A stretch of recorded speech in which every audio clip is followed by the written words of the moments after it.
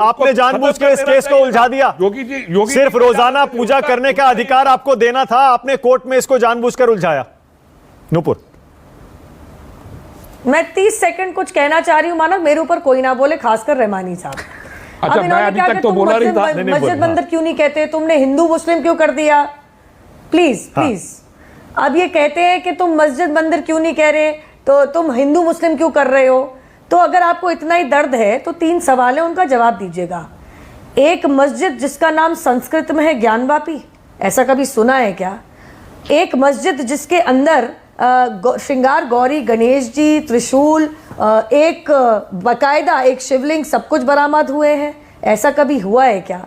तो ये तो ऑलरेडी कॉन्टेस्टेड हो गया। और तीसरा मैं कहूंगी, जब पूजा चलती आ रही है, आप खुद मान रहे हैं पूजा चलती आ रही है, पहले हर रोज होती थी, अब साल में एक बार होती है, चैत्र नवरात्रि के चौथे दिन। तो अगर यही बात है तो बाबर और औरंगजेब को गलत बता के, उन्हें धता बता के, क्योंकि वहां पे मंदिर के बहुत सारे वहां पे प्रतीक मिल चुके हैं, आप बिल्कुल हिंदुओं का हाथ मिलाइए, हाथ से कंधा मिलाइए और हिंदू पक्ष की तरफ से जाके कोर्ट में लड़िए कि औरंगजेब ने गलती करी थी मंदिर तोड़ के, क्योंकि आज तक तो कभी देखा नहीं गया कि नंदी माँ। ओके, नुपुर ने 3 सवाल पूछे, रहमानी साहब जवाब दे रहे हैं। मस्जिद की तरफ 3 सवालों के 3 जवाब अलग अलग, छोटे छोटे। आप बाबर और औरंगजेब को गलत बताइए, कहिए बिल्कुल टिरन्स थे, आतंकी थे। बोलिए रहमानी साहब। ओके, रहमानी साहब जवाब दे रहे हैं। नुपुर रहमानी साहब जवाब दे रहे हैं। बोलिए रहमानी साहब। मैंने एक जुर्रत की है, इंसाफ की बात की है, जिनका हक था उनको हक मिलना चाहिए, ये इंसाफ की बात है, ये जुर्रत है इनमें। ये बाबर से और औरंगजेब के सवालों के जवाब आज लेने, चाहे कब्र से उठ के आके जवाब देंगे। आज मैं सवाल पूछूंगा नरेंद्र मोदी से, नरेंद्र मोदी की सरकार से, सवालों के घेरे में उनकी नाकामियां हैं। मुझे सवाल उनसे करना है कि मैं औरंगजेब से करूं। औरंगजेब 400 साल पहले इस मुल्क का बादशाह था, आज नहीं है। अब मैं कब्रिस्तान जाऊं औरंगजेब से सवाल पूछने के लिए। आज की जो नाकामियां है, आज जो महंगाई बढ़ रही है, आज जो बेरोजगारी बढ़ रही है, आज जो लोग देश छोड़ के जा रहे हैं, 11 लाख लोगों ने पासपोर्ट। रहमानी साहब, रहमानी साहब, डाइवर्ट वो कर रही है। मैं कह रहा हूँ कि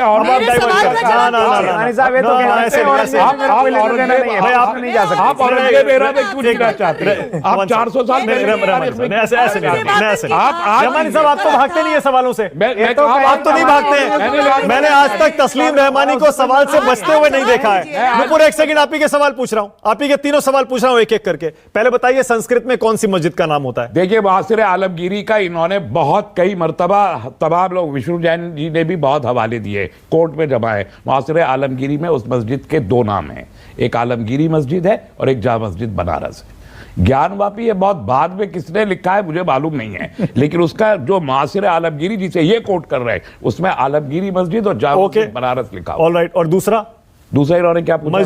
मस्जिद के परिसर में ही वो श्रृंगार गौरी की मूर्तियां और तमाम तरह के निशान, ये सारे सनातन धर्म के कहां से आए? केस बिल्डअप करने की यही तो कोशिश है जिसे मैं कंडम कर रहा हूं। पूजा का अधिकार चाहिए, जहां हो रही थी वही अधिकार तो दिया जा रहा है, उसी अधिकार को तो मैं कह रहा हूं, वो अधिकार दें।